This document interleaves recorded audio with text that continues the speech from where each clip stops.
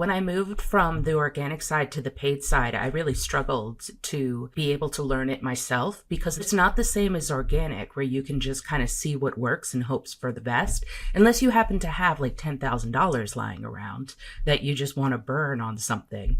You have to have somebody give you the trust for the first time.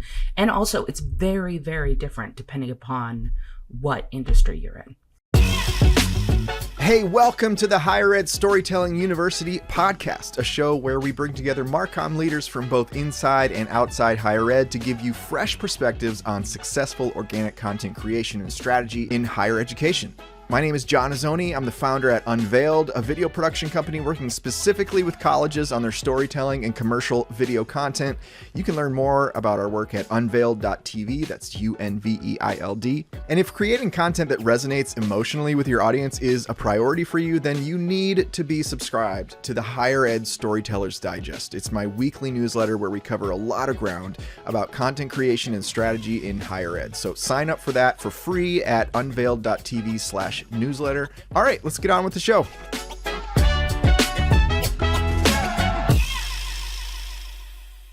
My guest today is Kathleen Barth. Kathleen has been working in digital marketing since Facebook first opened business pages. She's worked with multiple entertainment companies such as Netflix, Warner Brothers, and Disney while living in Los Angeles and now in Massachusetts. She currently works at Enrollment Marketing as the digital product manager, focused on running paid digital advertising for undergraduate programs. Kathleen, welcome to the show. Hi, John. Is this where I say the happy to be here? Yeah. Like I'm on NPR. And when we sign off, everyone says, yeah, it was a blast. I don't know. Oh, yeah, it was a blast, man. Anytime.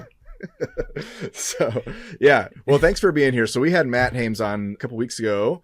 And after we stopped recording, he was like, you know what, you should get Kathleen on the show since we did, organic SEO strategies here. So, but you're going to talk about paid ads. And I was like, that is exactly what I want to learn about, because that's an area that I have a lot of questions and not a lot of answers in. So it's one of these things. When I moved from the organic side to the paid side, I really struggled to be able to learn it myself, because unless you have the budget and the setup, my mom is a ebook publisher. So I would set up like ebook ads for her on Facebook as a way to kind of just get used to the ad system.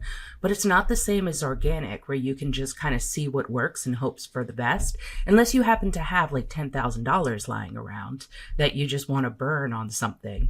Right. You have to have somebody give you the trust for the first time. And also it's very, very different depending upon what industry you're in. Yeah. So my experience with paid ads starts because I'm an abstract painter. And so years ago, I first tried to learn the Meta. Well, it wasn't called Meta then. It was the Facebook platform for ads.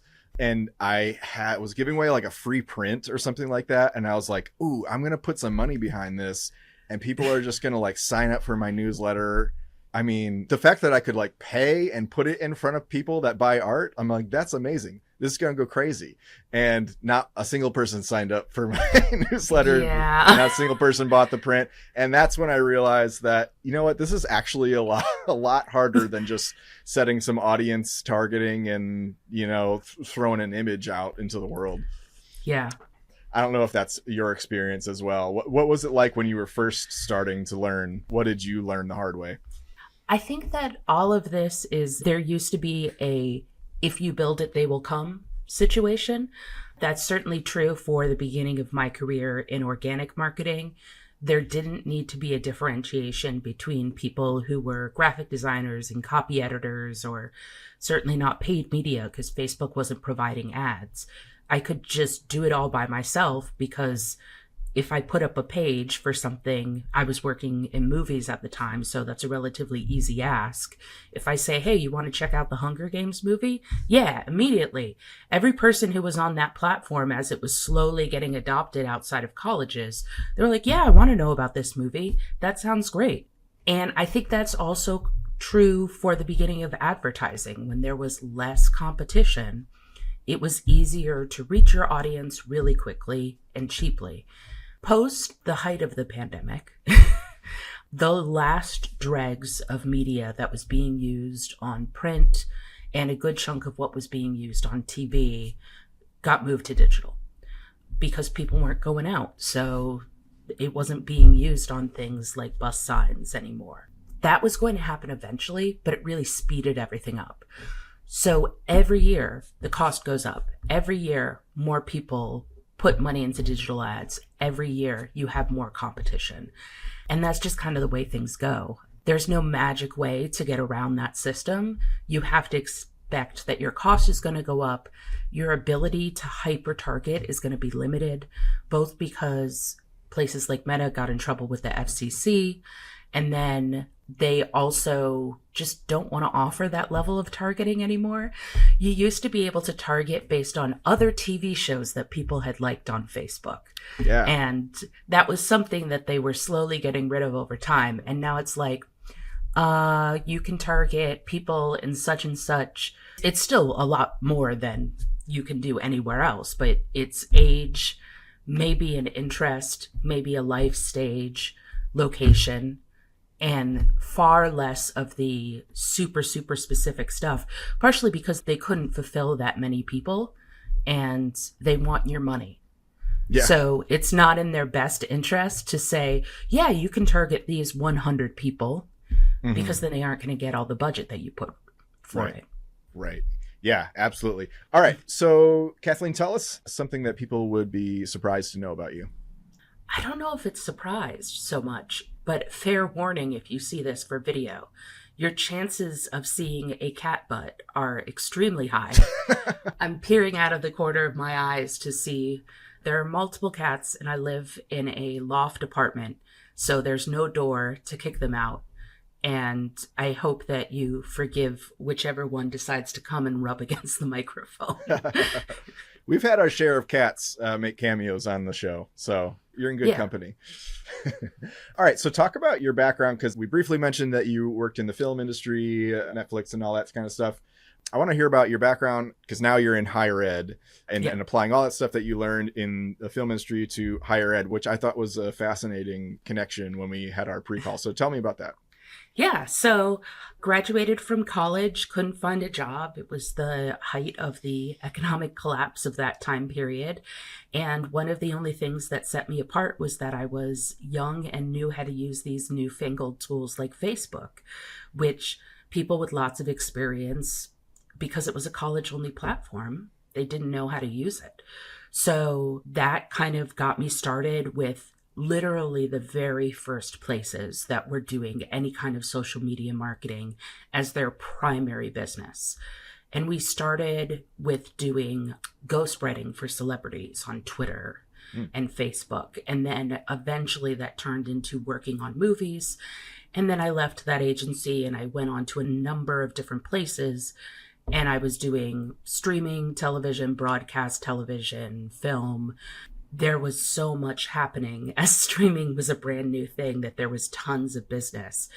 This is another thing that post-pandemic has really died off. The golden age of television has disappeared as all these places have realized they don't make very much money. Like Netflix mostly operates at a loss constantly. And the thought was with the Disney Pluses of the world, they would, immediately get $10 bajillion overnight, but you're paying like $19 a month, maybe. Right. And you have to get people all over the world. And it costs a lot to make a good television show that people have, expectations for in terms of costs. So I saw the writing on the wall for that. And I had been laid off by a company that got bought by Warner Brothers, who immediately turned around and was like, actually, we don't want you after all. And How nice of them. Yeah. So realizing that entertainment was going to be less of a concern, and that the higher I went up the ladder, the harder it was for me to get compensated for my time, because it very much is you get to work in a cool industry. Yeah. So we're going to pay you like $10 in a shoestring. And if you don't take it, that college kid will take it. That was my experience too, working with doing video editing for one of the streaming platforms. And the attitude was kind of like, this is a privilege to get to, but I'm like, Yeah, but I Yeah. can't be like up at like 3 a.m. making, dropping everything and overhaul this movie trailer. The So I amount of stopped movie working with them. trailers that I had to wait for, I remember like calling my boss in tears because I had been told to wait for a movie trailer to post it immediately, and it was 4 a.m. and it had not been sent yet. And she was like, "You need to go to bed." She was a very good boss. But yeah, so like I said, I saw the writing on the wall and knew that I wanted to move into paid. I went to another agency that had just one entertainment client so they could say, oh, well, she knows what she's talking about here, but mostly moved into consumer products and auto. So suddenly I was working on tens of millions of dollars of paid advertising. Mhm. And then I ended up at 3Enrollment, and we don't deal in tens of millions of dollars of paid advertising. And that makes the strategy a lot more important when every single penny counts. Yeah. And it's been interesting to see this back and forth over my career, working for tiny YouTube channels that were just trying to get a couple more views with their 10 extra dollars. And then Toyota, which is like, okay, yeah, like we'll probably make some money from these cars. So here's like 15 mil. I guess that'll be enough. Right. Yeah, just pocket change. So Yep. talk about I want to hear from you. Just kind of give us a lay of the land from a higher ed context, YouTube versus Meta versus LinkedIn. What are you seeing are the strengths and weaknesses of each platforms? How do you decide what to focus on with your clients? A lot of it is dependent upon what their goal is. We're very focused on conversions to either an application or filling out a RFI, request for information. We can also focus on RSVPing to visit campus. Sometimes, because people are using something like the Common App, we're focused on whether they click to submit that application, and after that point, we can't track it. But in a perfect world, it's entirely about applications and RFIs, and you want a student or a parent to fill out that form. That really limits what platforms will work well for you. The number one platform is Google. Google search in particular. We don't work with Google Display, and in our experiments with display, it's been kind of a mixed bag. But Google search requires a certain amount of people opting in because they're looking for search terms that are already related to your school. Mm-hmm. So the person who sees an ad for your school after searching in colleges near me is way more likely to follow through on clicking and filling out a form than someone who just sees an ad, and they might be the right demographic, they might be in the right location, but you're still kind of just throwing out a lure into nothing, as opposed to knowing that's someone who's specifically looking for undergraduate programs in our case. So that kind of puts Google at the top of the heap. Underneath that is Meta. Facebook is really good for reaching parents.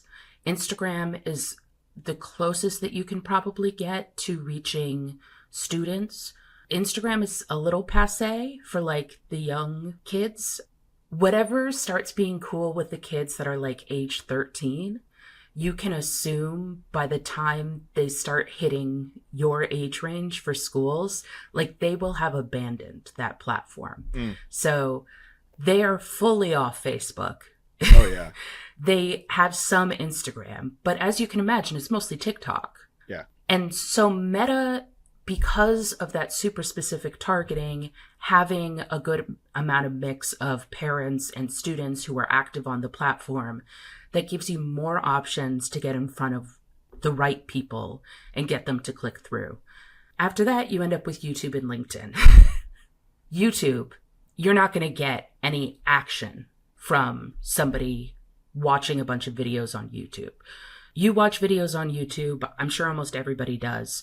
You sit there, these days they're loading up every ad break with multiple ads. Mm-hmm. So you'll watch a 10-minute video, it probably starts with an ad, and you're already annoyed at that ad, and you're definitely not going to click on it. Right. And then it gets to the next set of ads as you just kind of mindlessly are letting the algorithm fill in whatever is going to be next. And you're not clicking on them. Right. You're definitely not clicking and going onto a website and then filling out a form. That's just not something that happens on a passive platform like YouTube. That doesn't mean it's not useful. And you could potentially get a handful of people that are going to be submitting a form, but it's awareness. If you want to have a video up about how great your nursing program is or your beautiful new campus, have like a 30-second to 1-minute ad and do that. It's one of the few platforms also where you can have a long form ad. Again, because of this move to increase the amount of advertising that YouTube shows you per like every 30 minutes. It used to be that you could do these automatic skippable ones. So you would have, 5 to 10 seconds to kind of get information in. You don't have to do that anymore. So you can do long form, but I'd say if you're over a minute, that's pushing it. Yeah. Yeah, I imagine, and I sort of pick on the drone footage, the cliche of like drone footage and, your journey starts here and stuff like that a lot. But that's where I actually see that being really valuable is for a YouTube ad where it just gets some vibes out there, like total awareness, have, one of these poetic voiceovers and, quick clips of basketball players and whatever else. I'm like that actually is where I would say do one of those for sure. Absolutely. And please make sure that it has audio because everybody's on their phone at the same time too. So nobody's looking at the screen and reading all the text, and especially not during an ad. They're like half paying attention. They've gone into the kitchen to get a snack, all that kind of stuff. So it needs to really have a voiceover. And if you can't do a voiceover, at least put some good music behind it. Don't let it be silent, but voiceover preferably. Yeah, I agree. I get annoyed with YouTube ads and I'm just like, I could just pay for premium, but I'm like too stubborn. I don't want to. So I just like, that's half my experience with YouTube is like, I'm annoyed that I have to sit through this. I usually get all these like video tools, motion graphics, ads, Wix, all the Wix website ads. Oh God, those drove me nuts. I haven't gotten as many of those lately, but yeah, it's always an interruption based marketing on YouTube. Yeah.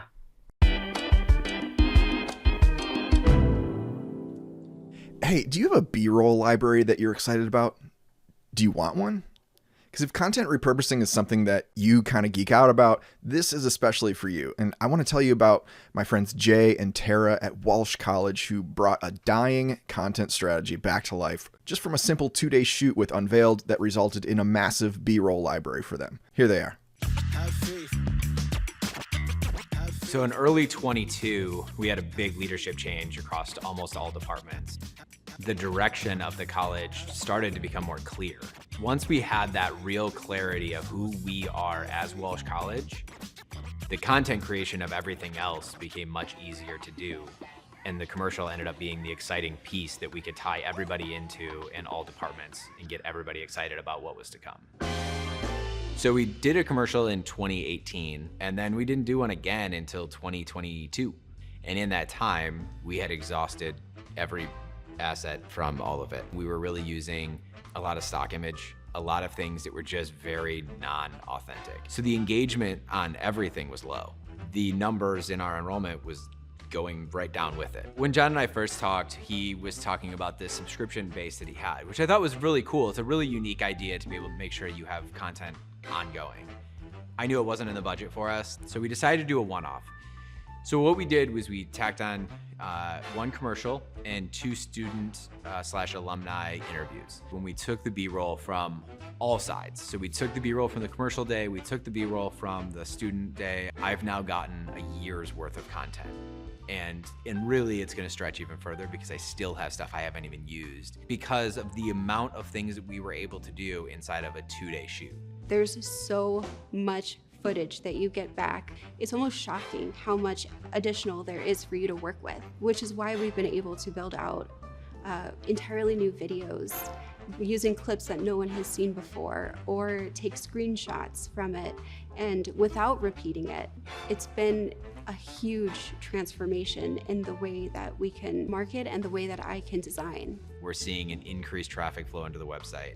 we're seeing alumni coming back and thanking us for the directions that we're going. I think a lot of that has to do with a lot of the efforts that we're doing, but none of that happens without the excitement that comes from getting the name out there and getting people to understand that Walsh is changing. And we're changing into a direction that's exciting for not only our future students, but our existing students and our alumni as well. So whether we're working together on a commercial campaign like we did for Walsh or an annual storytelling subscription, you get to keep all the B-roll and raw interview footage at no additional cost. And that alone could be super transformative to your ability to create ongoing content with limited resources. So book a call with me to chat further at unveiled.tv. Unveiled is spelled Unveiled. All right, let's get back to the show. What would you say is the most effective form? And I know your answer is probably going to start with it depends. But in general, if you could only have one creative medium to use for all of your schools, what would it be for ad creative? Like, is it text? Is it like a still image? Is it a video? What would that be? I don't think this is even an it depends situation. It's a video. It's always video. We have moved past the time of still frames. There is some potential for it. I found that LinkedIn does better with still content. People, for whatever reason, are more likely to click through. I think it has to do with the choice of attention that they're giving something. Okay, I quickly get the message and then I can click, versus I watched this video, so I feel like I've given it the attention already. Mm-hmm. Your video is only going to be watched to 1 to 2 seconds maximum. So it's not super different from having a still image, but movement catches the eye. People catch the eye. You don't have a choice to be showing the beautiful brochure photos anymore. You have to get some good video of students on campus doing something interesting, or better yet, talking to the camera. Yeah, that's interesting because like every second counts in a paid video ad. Like it really matters. Like the difference between someone watching like 3 seconds versus 5 seconds is actually pretty significant. And you won't see that most of the time. That's why I say YouTube is kind of an interesting outlier when it comes to longer form video. Go and ask whoever is running your paid ads to tell you what the average watch time is. You can look at that information on pretty much every platform. I know for us on Meta, it's 1 second. Yeah. Oh, wow. People are scrolling. It doesn't even have to show up fully on the screen. If it's over 50% on screen, then it counts as a view. Okay. Interesting. So one of the things that I've seen in higher ed is on LinkedIn is these in-mail messages. These are real hot, and I get them all the time. You know, I'm 40, so they assume that I might want to go back to school and get my whatever business degree. I like the ones that are like surprise in-mail that are like, hey, do you want to learn how to become a videographer?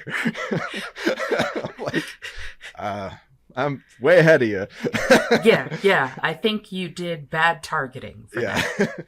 So what's your take on them? I've seen people pick on these like on LinkedIn, but you might have a positive view on these. Do they work? Do they not work? Confession, I haven't done any of these campaigns before. Oh. Okay. I've only done displayed on LinkedIn. Literally today, I'm talking about potentially putting together an in-mail campaign.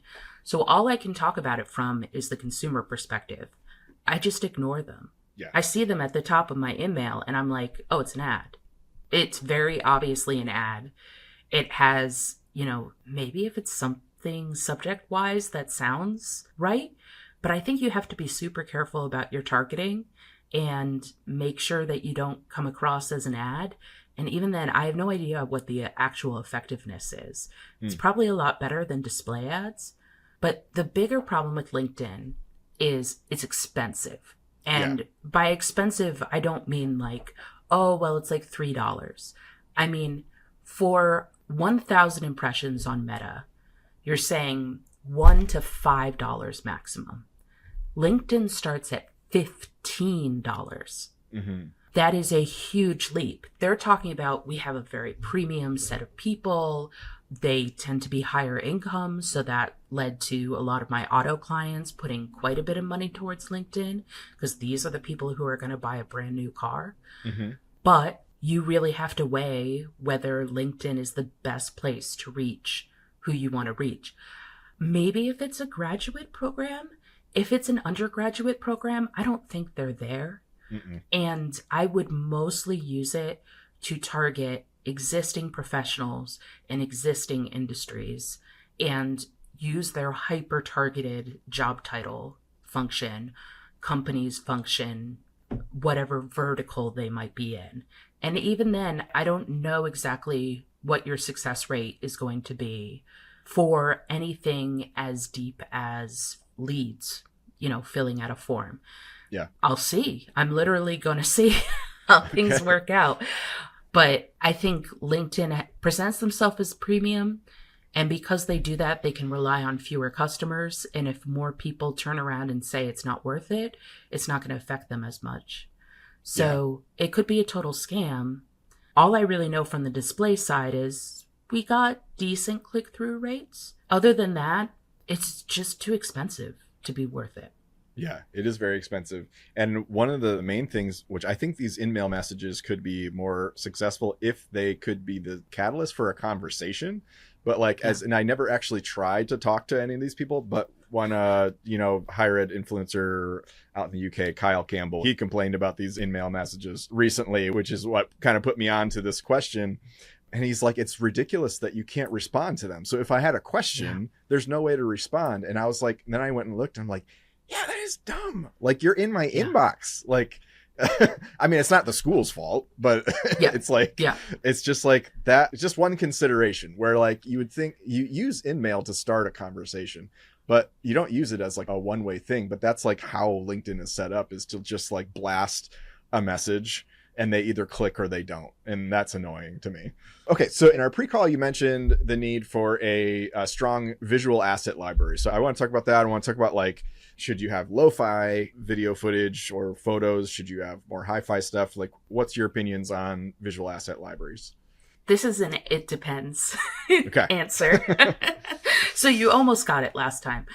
Certain platforms are better with lo-fi. Certain audiences are better with lo-fi. It's good to have a mix.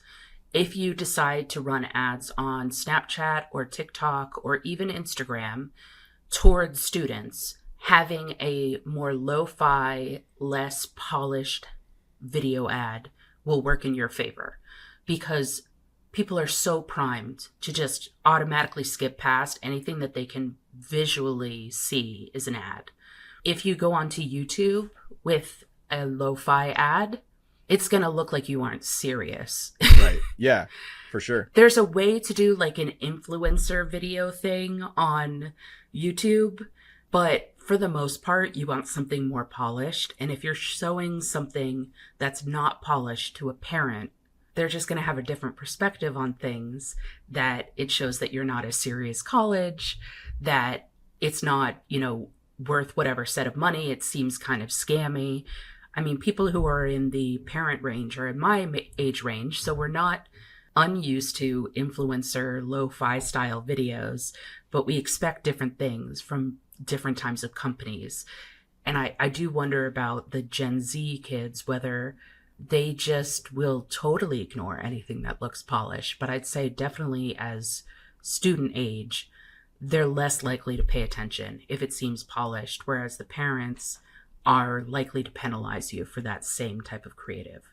Yeah, that's interesting. And there's a lot of talk about, like, especially with COVID and the rise of Zoom and virtual calls and stuff like that, there's so much more acceptance of lo-fi video, especially in marketing advertising. And I agree. And I'm all for it. I'm like, hey, if you want to give us some B-roll that you shot, that some student shot on their iPhone, great.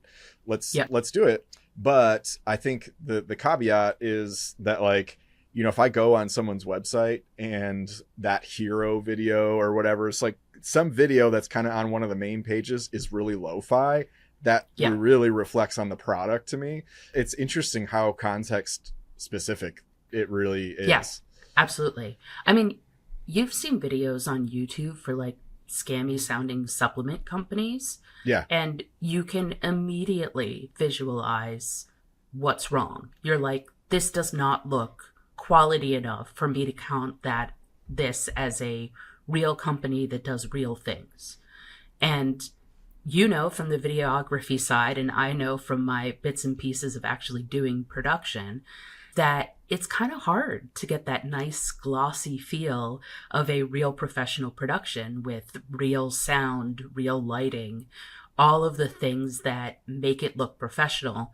And it's not hard to be just enough off that it's visually obvious when you've done the final product. So don't just entrust this to interns or undergrads who have volunteered. You have to find a mix of both. And that normally means at some point hiring professionals. I know most of the schools are hiring professionals to do brochure photos and whatnot.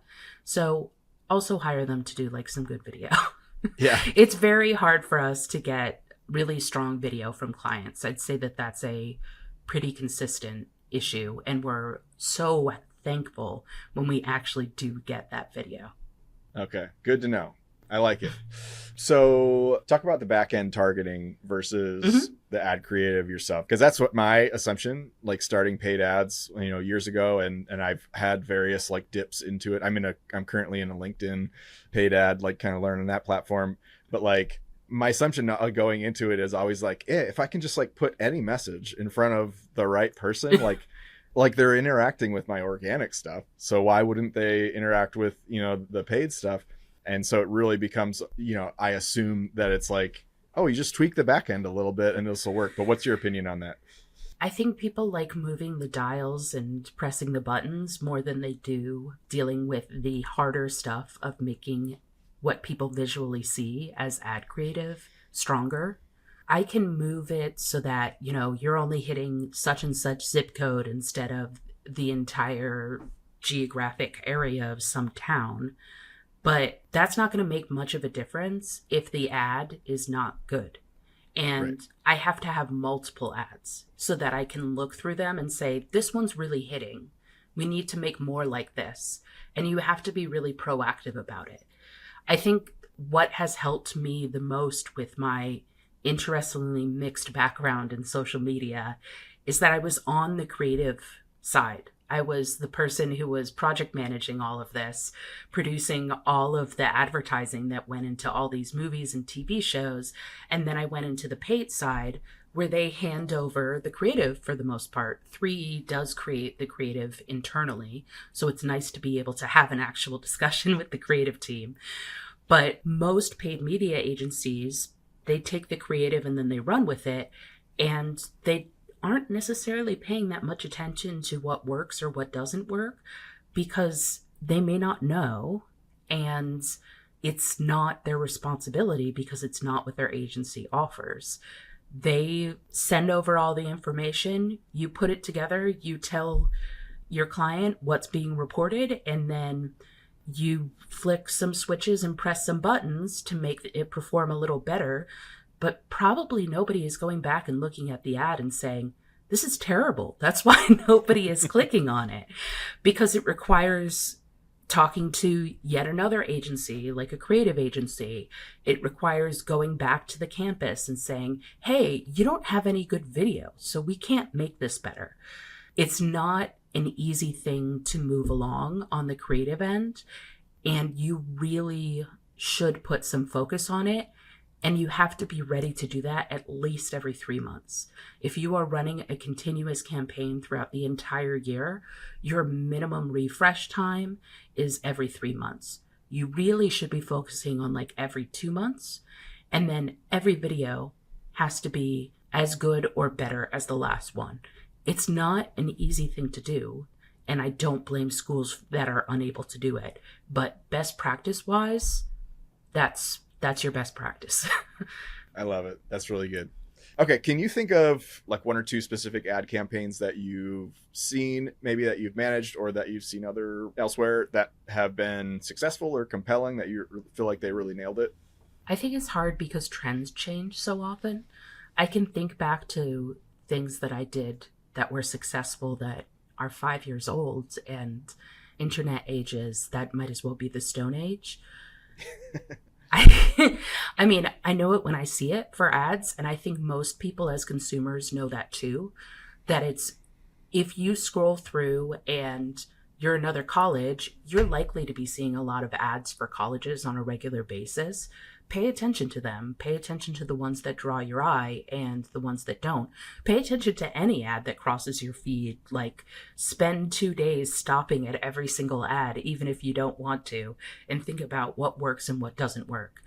I can say that things that utilize the existing format on each platform can be clever and really get people's attention. A common thing for movie trailers was having like a frame around it and then having part of the action jump out from the frame. And you would make that the same color as the background, so it would look like something had kind of a faux 3D effect. And that draws the eye, obviously. Other things where it looked like a fake Instagram ad, and then suddenly they would press like the heart button and say, press like so to get reminded when tickets are on sale. I assume that would still work now, but things change so much. And also the platforms decide what's acceptable, and they may not be okay with you doing that kind of change. I did see one of the 3D frame ads recently for a movie, and I was like, good to know. I remember when I worked for the company that I'm pretty sure originated it. We were so proud of ourselves, and it's still holding on to this day. Yeah, I feel that way about billboards. Like, I can remember I couldn't tell you the brands, but the billboards that I can picture in my head have like something that extends beyond the border that looks like it's, that faux 3D. Yeah, those little things make a big difference. There's this one gal on Instagram that I get her ads a lot. And I think she sells like marketing or something. I never actually stick around for them, but I'm always like, oh, I liked that hook though. Like there's one where she posts like a comment on that someone sent to her, like, I don't know, about the price of the course or whatever it was. And then she reaches up and grabs the comment, and it's a piece of paper in her hand. And so that's really smart. Yeah. So I was like, that's not only is that smart because you're engaging, you're saying, hey, there's a conversation happening here around this product, and let me dispel some myths or something like that. But then you're actually kind of making it like this tactile sort of, thing that is anything that surprises and is visually enticing is worthwhile. This is another situation where just looking through short form videos on a place like TikTok is worthwhile when you're thinking about what your creative is going to be, because your creative, again, unless you're on YouTube, is going to be a short form video. What makes these short form videos happen? What leads to a trend on TikTok? Think of the getting ready videos where people like throw things on a bed and then quick cut, suddenly they're wearing it. That type of trickery is what makes something compelling instantly, instead of feeling like you're just kind of slogging through it, because nobody has the attention span, especially for an ad, to be spending anything more than 2 seconds on it, unless you can prove that it's something they're going to be interested in. Yeah. And that's when I get a little nervous. Like when we work with a school on a video and we ask them, like, where's this going to be used at? And they'll say, like, post on Facebook and organic social and paid ads. And I'm kind of like, I'm always thinking like, oh, they're two different things. Two totally different things. Because you can just take, a 2 to 3 minute video that we do, or even one of the short like snippets that we do and do ads. I've actually seen, I have one client that has been successful for. We did a 15-second cut down of this promo, and they said that's performing really well, the 15-second version, which makes sense because at that point, 15 seconds, you got to be pretty quick with like kind of like getting some visuals and some storytelling in there. But like, just taking like any sort of video and just saying, I'm going to put it over here and I'm going to put it on paid ads too. It's like, it's just not, you're going to throw all that money away on those ads. Because again, it's like that, the assumption that if I just put it in front of the right people, then they'll watch it. But people are so easily spooked. Well, think about the buy-in that somebody has who's following you organically. They probably go to school, are attached to the school in some way, and want to know what the next football game is going to be, or what's happening in the visual arts department. You don't need to sell them anything. Yeah. So a video that works there, that is serving to people who have already actively chosen to not only follow your page, but keep up with what's on your page are the exact opposite of the people that you need to get attention to ad-wise. So you can use the same footage. It's good to have footage like that, but you can't use the exact same creative for both advertising and organic. Yeah. So do you feel like storytelling, and I mean in like the traditional sense of like telling an actual story, does that have any place in paid ads, or is that more bottom of funnel, mid funnel kind of like organic stuff? I think it still counts for YouTube to a certain extent, again, because they're moving more towards these longer form video ads. But for the most part, I would say don't think about storytelling. Think about immediate attention grabbing. All you need from someone seeing your ad is to be aware, think about it, and then next time they see your ad, they choose to make an action. Or, when they are at their career fair and a college counselor comes up to them, they say, oh yeah, I remember seeing that ad.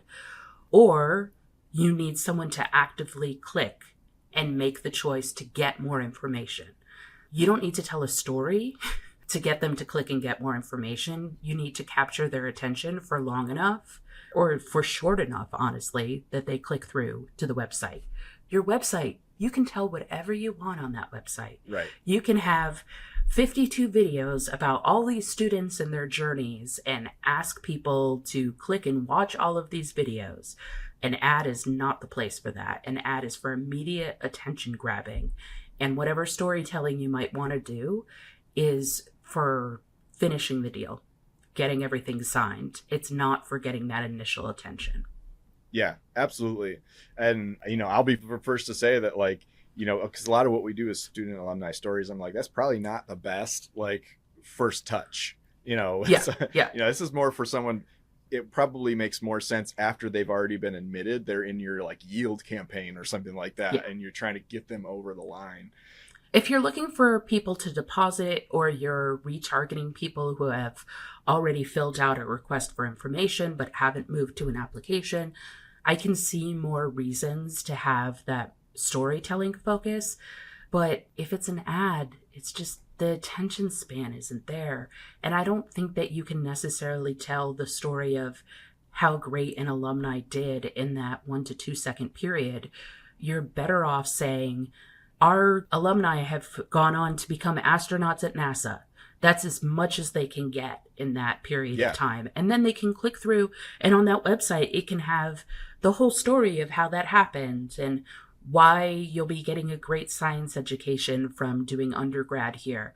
But I don't think you can get that across in an ad because it's just not the right format for it, even if you're retargeting people who already have a bit of buy-in. And that's where I think that there's such a disconnect whenever, in my entire career of doing videos and working with various businesses and things like that, everyone's like, oh, this video has to be short, but we also want to do storytelling. So I'm like, well, the two might not be. I mean, have you seen a 30-second Netflix show before? You can't tell a story in 30 seconds. Like, what do you want us to do? So like, even sometimes I'm like, I worked with this one client and it was like this really dramatic story, and she had experienced all this trauma and stuff like that. And it was a very like layered story. There was so much. It was 8 minutes. Mm-hmm. Like the bare minimum it had to be was 8 minutes. And I delivered, the client was like, we need to find a way to cut this down to 2 minutes. And I'm like, okay, tell me what to cut then, because good luck. Yeah. Maybe you got to find a 2-minute story then, I like the idea of talking about storytelling to schools on a broader sense, not on a ad by ad sense, because I don't think that, like you said, you can tell a story in that 30-second time period, or probably far less time than that. You can tell a story by connecting all the dots of our website looks the same as our emails, looks the same as our social ads.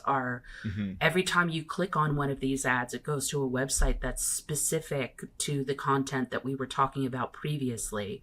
There can be a connected story going on there. And you can have all these touch points with potential students and parents to keep that story going. But I don't think you can tell that story in one single ad and still be effective. Yeah, exactly. I love that we agree on that.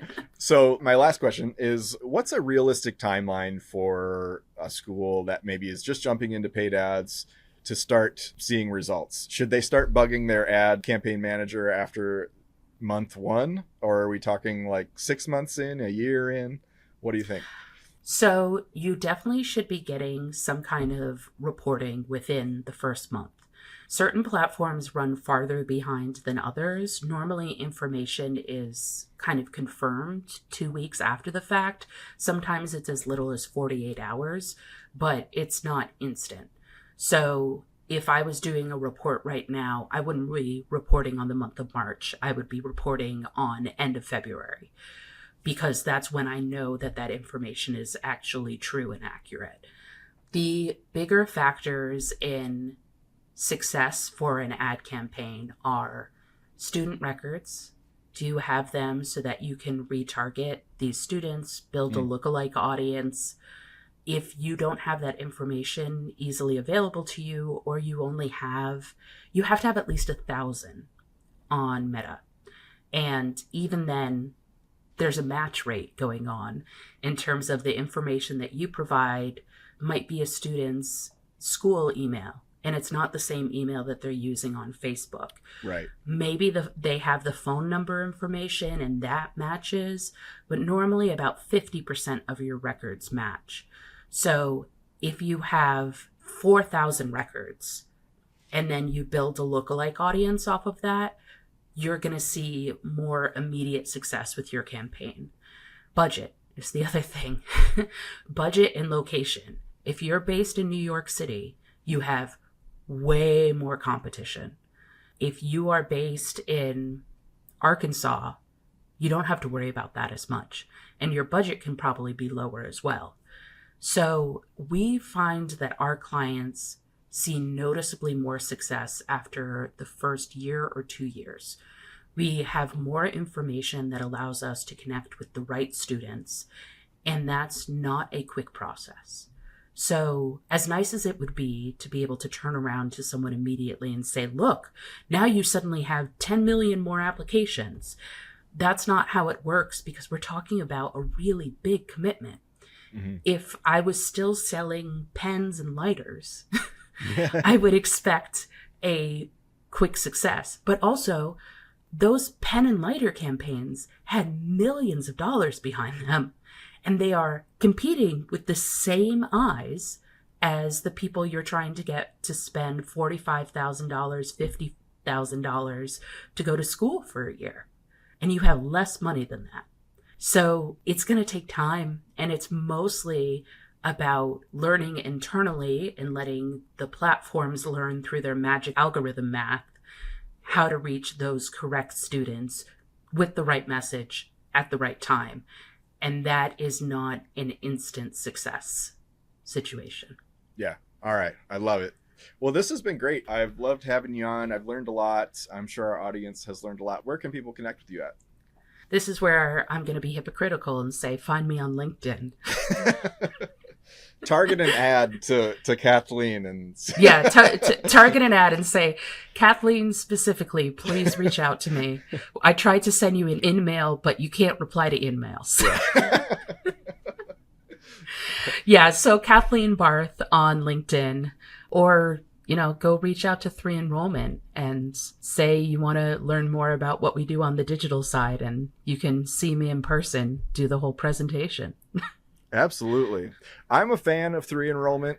Well, I'm twice as much of a fan now. I was a fan from my conversations with Matt Hames, and now I'm doubly a fan. So yeah, definitely go work with 3 Enrollment. If you guys don't have a campaign manager, anyone managing your paid ad campaigns, or even organic. I mean, these 3 Enrollment they've got a lot of knowledge in this area. So highly recommended from the Higher Ed Storytelling University podcast.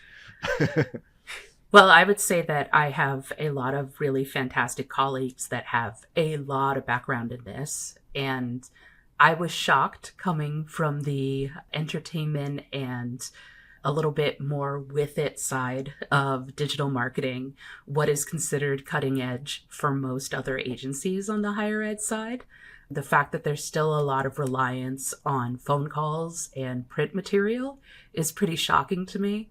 And it was really fantastic to see that 3 Enrollment doesn't think about those as the primary methods of reaching people, that there's all kinds of real insight into how students and parents can be connected with that doesn't require utilizing the same techniques from when I was applying to schools. Because when I was applying to school, you could print out a form on the website as an application and then send it in, but you definitely couldn't submit a form online. Yeah. So that was a while ago. We've moved past that point. Everybody is connecting with each other through digital formats. And that means that, you have to join us in 2025. I love it. Great soundbite to end on. Thank you so much, Kathleen, for being here. It's been great having you. It's been a blast, John. I was hoping you would say that. Thank you so much. Hey, thanks so much for listening. 3 things I want to invite you to before you go. Number 1, if you want to know what's working right now in higher ed video, like what videos are getting tons of views, likes, comments, all that, you can get ungated access to our report, aptly named What's Working in Higher Ed Video, a comprehensive guide for higher ed Marcom leaders and content creators. So check it out at unveiled.tv/higheredvideo, and you might want to bookmark it because it's designed to be a resource for you that you can keep referring back to for inspiration. Number 2, reminder to sign up for my free newsletter all about content creation and strategy at unveiled.tv/newsletter. And number 3, follow me on LinkedIn. If you're searching for me, my name is John Azoni. It's spelled Johnazoni. I'm on there all day, every day, for better or for worse, posting regular content and engaging with folks like you. So I'd love to connect with you on there. And with that, we'll catch you on the next episode of the Higher Ed Storytelling University podcast. And as always, I am cheering you on. Okay, bye.